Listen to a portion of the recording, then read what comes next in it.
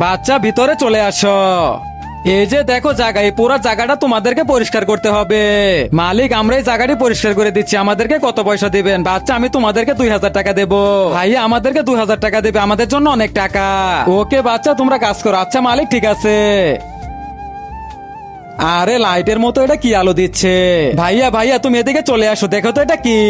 আরে কি হয়েছে, তারা আসতেছে। আরে এটা কি লাইটের মতো দেখা যাইতেছে? বোন তুই ভয় পাস না, আমি দেখতেছি এটা কি। আরে এখানে তো অনেকগুলো টাকা পড়ে আছে।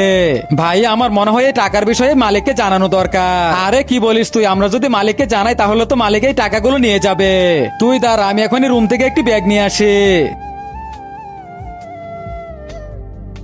ধর বোন, এই ব্যাগের ভিতরে সবগুলো টাকা ভরে ফেল। ভাইয়া এই লাইটটা, আরে লাইটটা ওই ব্যাগের ভিতরে ভরে ফেল। এই লাইটটা মনে হয় অনেক দামি হবে, তাড়াতাড়ি এই লাইটটা এই ব্যাগের ভিতরে ঢুকিয়ে দে।